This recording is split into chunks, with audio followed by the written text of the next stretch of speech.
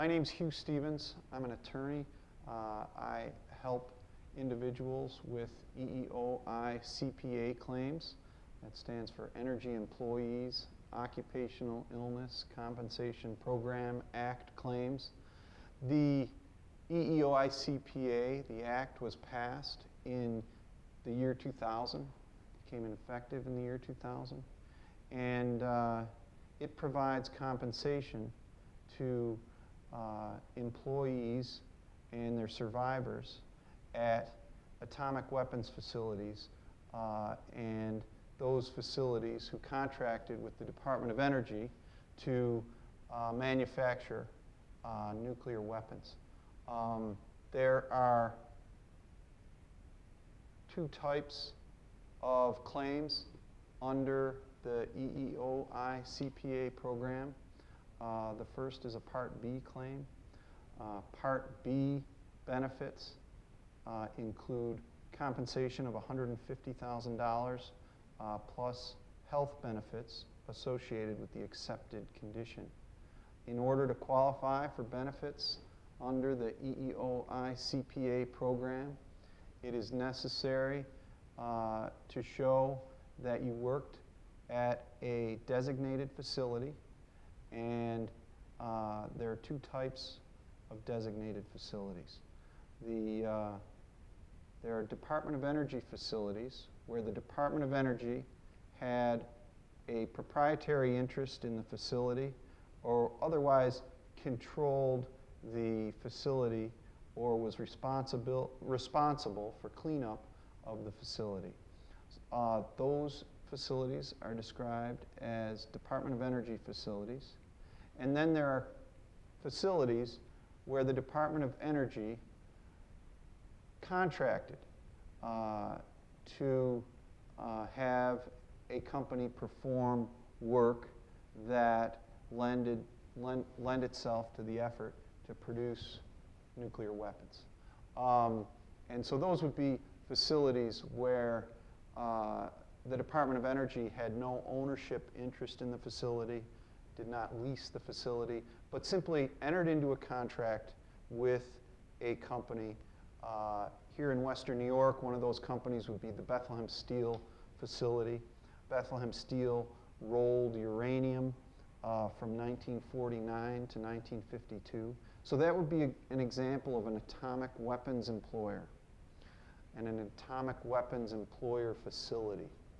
Atomic weapons employer facilities qualify, workers at atomic weapons employer facilities qualify for Part B benefits under EEOICPA. Those benefits are $150,000 compensation and health benefits associated with the accepted condition. There are three different types of illness or condition that are addressed under Part B of the EEOICPA. The first one is cancer. The second one is chronic beryllium disease, and as a subset of that, beryllium sensitivity. And the third one is silicosis, although silicosis is only, compensation for silicosis is only available at a number of very specific facilities. I believe it's the Nevada test site and one other facility in Alaska. In any event, the main issues under Part B are chronic beryllium disease and cancer. In order to prove your claim under Part B for cancer, it is necessary to show that that cancer was caused by your exposure to radiation. And the analysis of that issue is performed by a health physicist. And the health physicist who works for NIOSH, or NIOSH is a contractor, Oak Ridge Associated Universities, I believe it is, they prepare an estimate of the radiation to which you were exposed, to which the worker was exposed. Now, you might ask, how can they do that? A lot of this What we're talking about, much of it happened in the 1940s, the 1950s, the 1960s, the 1970s, and thereafter. Early on, they did not have terribly sophisticated equipment to measure radiation, but what they did have, they used to perform an estimate of the dose. And the dose estimate does not have to be perfect. It needs to be sufficiently accurate to support a determination relative to causation. So that estimate is typically based on dosimeter data, if that data exists, or coworker dosimeter data, survey data from the facility, air monitors, for example. And then you move on from there to source term data, for example, which is not typically used, but that would be one of the more rudimentary methods of estimating dose. So the health physicist makes an estimate of dose. They have many different documents that determine the method for estimating the dose. So they don't simply come up with their own view of what the dose estimate is. They follow guidelines. One of those guidelines is the external radiation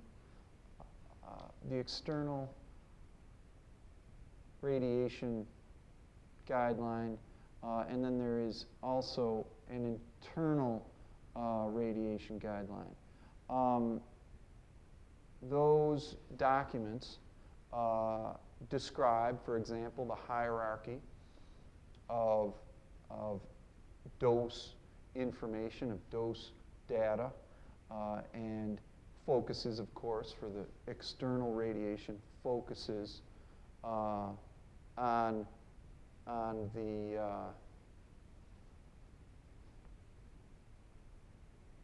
dosimeter data that is collected by dosimeter badges at the facility. And to the extent those dosimeter badges or dosimeter data is unavailable, they use coworker data and source term, survey data, that kind of thing.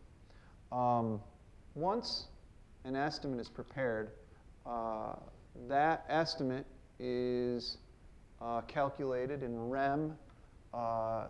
That is the measurement of radiation received by a person, by a worker. And that estimate of REM is plugged into a statistical model, which is based on data that was collected after the Hiroshima and Nagasaki detonations, health data from those who survived and later died from after the detonations. And so a probability of causation is calculated, and to the extent that probability of causation exceeds or equals or exceeds 50%, then the claim is paid. Just so we understand a little bit about how this works, lung cancer, for example, would would not require an enormous amount of REM to support a 50% probability of causation, whereas prostate cancer would require a much higher dose. This has to do with the fact that when you're breathing radioactive materials into the lungs, those materials can cause cancer quite readily, whereas the prostate is mostly exposed to radiation that penetrates the body. And the other aspect of this, so it's not an organ that metabolizes, that is involved with the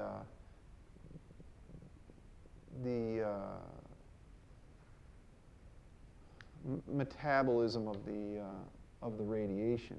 The radiation that is received in the prostate would typically be external radiation that goes right through the body, and internal radiation, small particles of radioactive material, would not likely make their way into the prostate. Those are just some examples of how this all differs. And another aspect of it is that prostate cancer is quite prevalent even in the absence of radiation. And so the experience in Hiroshima and Nagasaki is there's some increase in the amount of prostate cancer, but nothing like the increase in the amount of lung cancer. Lung cancer starts out relatively rare, and you add a significant layer of radiation to the equation, and you will have many more lung cancers. Similarly, colon cancer,